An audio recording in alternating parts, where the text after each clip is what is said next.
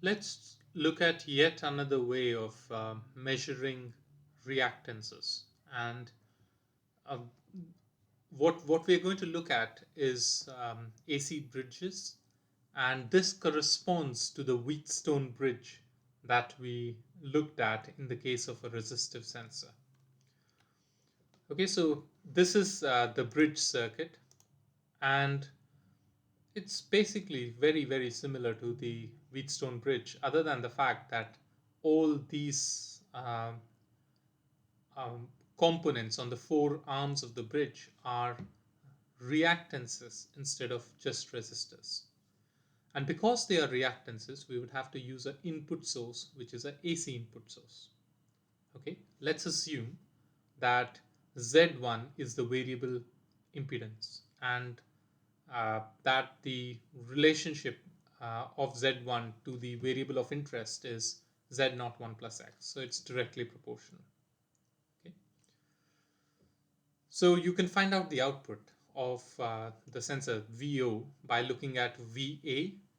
So VA, if we assume that Z4 and Z3 are equal, so you get VA equal to VE over 2, where VE is the input, and you get VB equal to, um, it would be dependent on this equation, right? And you get VE is VE over 2 plus X. So you kind of get an inverse relationship, and you can calculate V output and you get an inverse relationship here. Now, if X is much smaller than 2, then the sensitivity is going to become VEX over 4,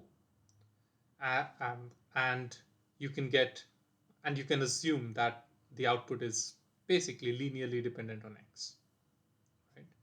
And this would be the case even if Z1 was connected here, and you can take a look that well, the output changes a bit, but the non-linearity remains. Okay. Now, let's look at what happens if you use a differential sensor.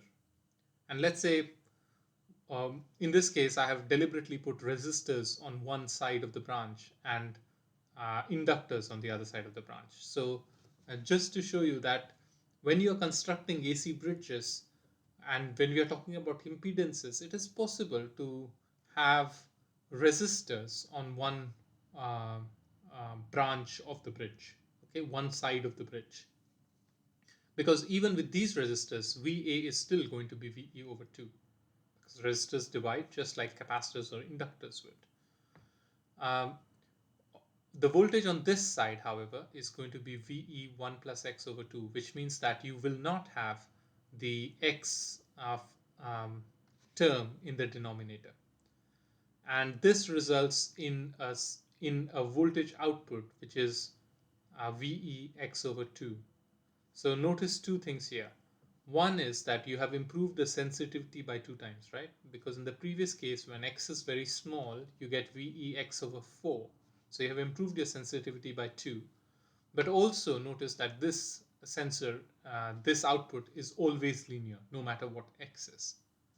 Okay, so that's the advantage. Um, Now, the other advantages of Wheatstone bridge that we talked about when we discussed resistive sensors all hold together in the case of AC bridges as well. Okay, so here you can see that there is no offset.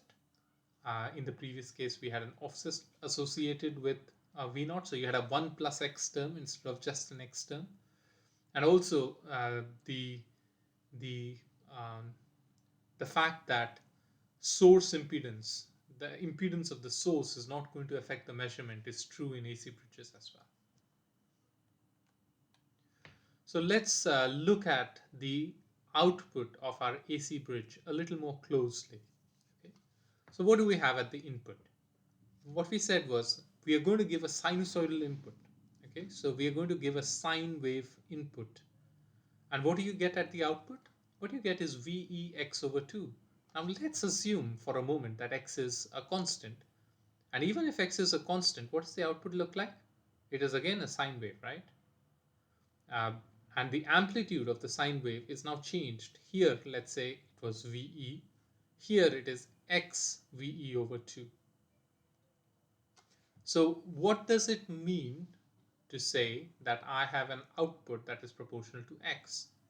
So in AC bridges, what we mean by the output is proportional to x is that the amplitude of the output is proportional to x, right? So this is a sine wave which has a frequency, the same frequency as the input, but the amplitude contains the information or the dependence on the quantity that we want to measure, which is here shown by x. Okay, so what we want to do if you want to find out a voltage that is proportional to x is find out the amplitude of the sinusoid. And so in the next video, what you're going to look at is how do we get from this sinusoid to the amplitude of the sinusoid.